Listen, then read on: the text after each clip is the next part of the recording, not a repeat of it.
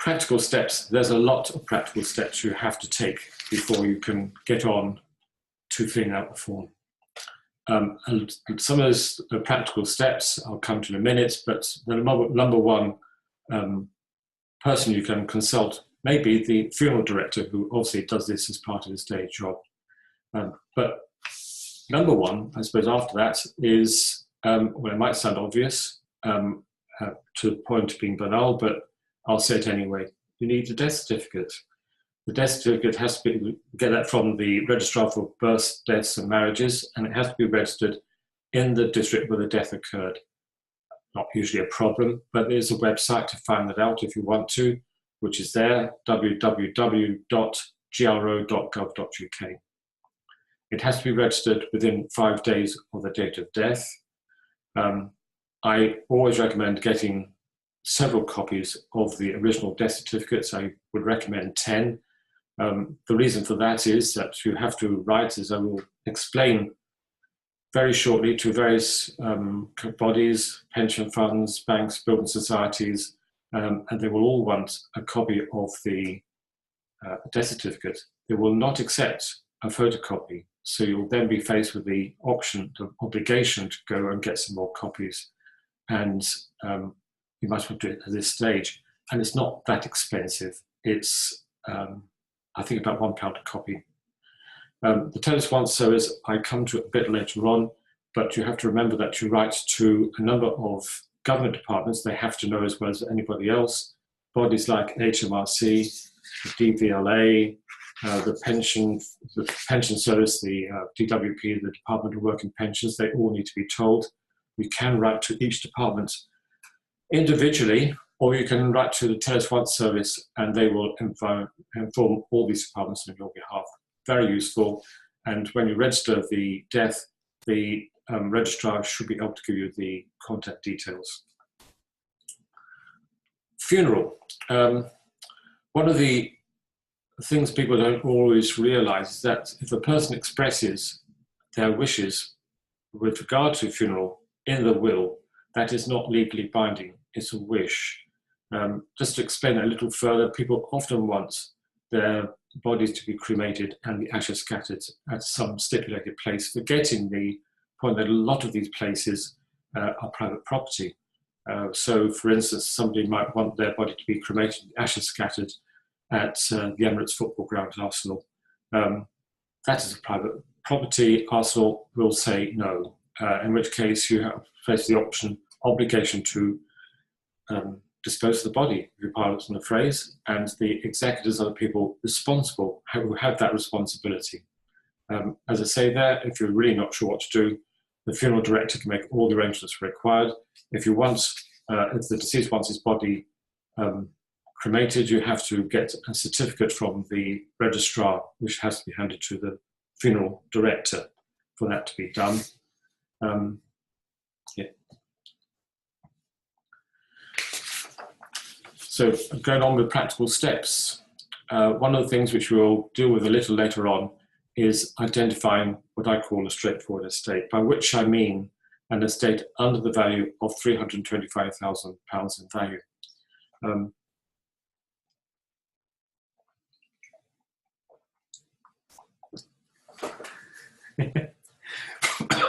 There's a way of calculating that net value, which I'll come to in a short while. And again, I'll explain a bit about lifetime gifts when I get to that section, but the £325,000 figure is the net free band for a single person. If the deceased has, during their lifetime, made gifts out of that, made lifetime gifts, then that can eat into that £325,000 figure if it's made within 7 years. So if for the sake of argument, I make a gift to my son of, I don't know, £50,000 to set up in business, that £50,000 will come out of that £325,000 figure, and that has to be taken into account. If you're not sure, you have to make a check through his papers to see if any such gifts have been made. So going on to other points, security premises. If the deceased died and has left an empty property behind him, you have to check about its security. Where are the keys? What about the builder's insurance? Do any special precautions need to be made? Belongings, by which I mean not just items of value, but items of absolutely no intrinsic value at all. There can be bitter arguments about this sort of thing. What does the will say? Be wary of handing out belongings to people who you think are entitled to them. If the will says something different, or the will is challenged and is found out not to be valid, then you will have a problem in your hands. Wait until the grant has been issued, whether it's probate or letters of administration before handing out any such items. The car, again, in whose name is it? Is it joint names? Is it insured? Is there MOT due in it? Has the road tax been paid? Pets, often something which is overlooked. Who is looking after them? Is there any provision in the wills regarding their maintenance in future years? Papers, private papers. Who is entitled to the information in those papers? Again, be careful about handing out information which is meant to be confidential. Cause of death. I'm referring here to where the death is not a natural one and there may have to be an inquest. Be careful about doing anything about handing out money in the meantime. There may be litigation, there may be an insurance claim as a result of the finding of the inquest. National insurance number, this is an administration point really, but you'll need it. You should find it among the deceased papers, but it will be needed when you're completing the inheritance tax forms. Section 27, that's Section 27 of the Trustee Act 1925. And it's one of these points that you need to be aware of and take on board, because it refers to where there's a creditor which you don't know about. If you think there are bills or creditors which you have no notice of, you have to take a notice out. Creditors are entitled to their money for a period of 6 years from the date of death. And that's a long time for the beneficiaries to wait for their money.